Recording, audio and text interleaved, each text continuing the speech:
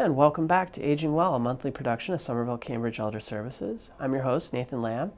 Our topic today is memory cafes. We have a couple of experts on that topic in the studio with us today. We have Nancy Quigg-Gonsalves, who's the coordinator for the Cambridge Connections Memory Cafe, and we're also welcoming into the studio for this segment Maryellen from the Cambridge Council on Aging. Hi. Would you like to introduce yourself for a moment? So I'm Maryellen McEleney, and I am the Information and Referral Specialist at the Cambridge Council on Aging. Welcome to the studio. We're glad to have you.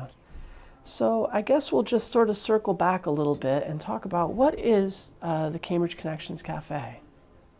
So the Cambridge Connections Cafe is a name that we came up with for the new memory cafe that's happening at the Citywide Senior Center on the third Fridays of every month from 10 to 12.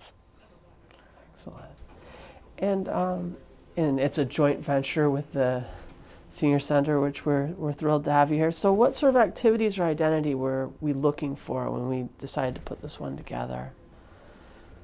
So what's wonderful is the cafe has just gotten underway. We've had two, and the third one will be the third Friday of October. So we'll have the opportunity to form an identity and welcome everyone and kind of let participants guide where we go.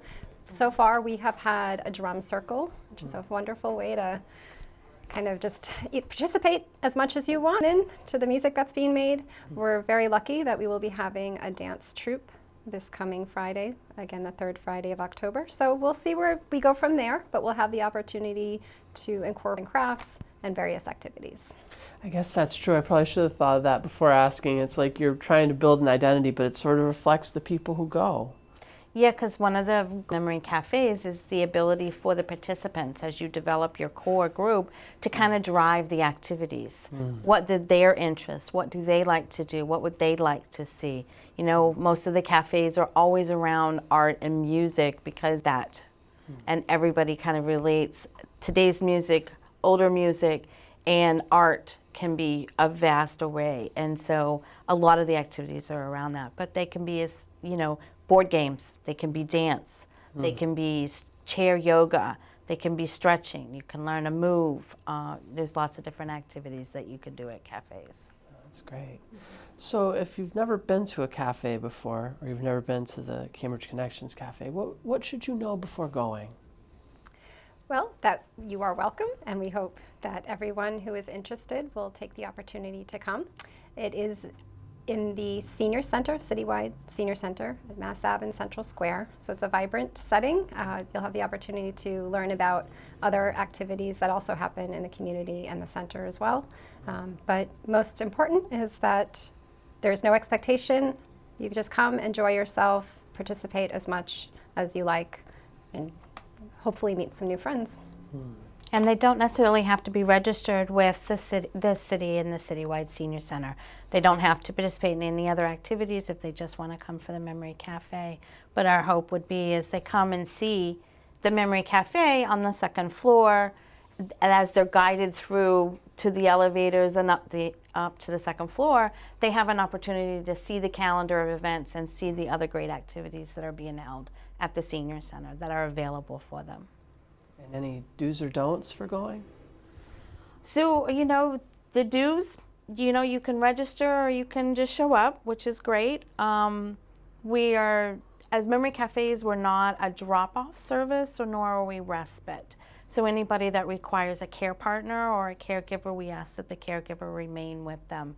But I think other than that, there aren't really a whole lot of don'ts. Do have fun. Yes. Do enjoy yourself. Sounds like a good plan.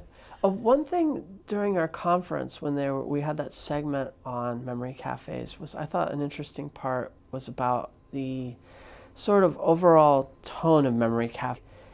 You come in and there's not like any discussion about your forgetfulness or something like that. It's not what it's like. Can you tell me a little bit, maybe articulate a little better than I am at this moment? The idea of the Memory Cafe is that anyone who may be experiencing forgetfulness or any change in thinking can come and put that aside and come and enjoy themselves, where there's no discussion or expectation that someone share what their current condition is. It's really an opportunity to say, I'm going to have fun today. I'm going to take a break from my schedule, my time at home, wherever I may spend my day, and I'm going to meet some new friends and enjoy myself. Sounds great. Well said. Yep. Oh, that's fantastic. And you have been coordinating the other cafe in Cambridge. Which organization was it again? Cambridge Family and Children's Services. For over a year? About 1.5 years now. Can you tell us a little bit about some of the things that have really worked with that cafe so far? So for the group that attends that one, they're really into the art and the music. And believe it or not, we're huge board game buffs. So, you know, occasionally you will have at the last minute a guest artist not available to be able to be there. And our go-to activity for that group is a set of board games that we have. And we actually are creative and make a new game out of the board games. So it's kind of very interesting. We've done the drum circles, we've done karaoke. We've done a virtual fall foliage tour where we've used YouTube channels and a screen, and we've taken a virtual tour with sights and sounds that people associate with the fall season. Oh, that's great. And if people want to learn more about either the Cambridge Connections Cafe or the other one, how would they go about doing that? What's the best way to get in touch? So either by phone numbers, so each one of the cafes have a phone line that's dedicated to it, or by emails. So that's really great. They can put that information up and see it on Facebook and Twitter as well too, as well as Cambridge Council on Aging's and Somerville-Cambridge Elder Services websites. And I think we'll have a graphic that will go up during the show too that hopefully will provide that. I'm not a numbers guy, I'll totally admit it. Anything else we want to add during this segment? Please give us a call or come on by if you'd like to participate. We'd love to have you. Absolutely. Thank you so much for joining us in the studio today. Thank you. Thank you. That's all for this segment of Aging Well. We'll be right back with our final segment.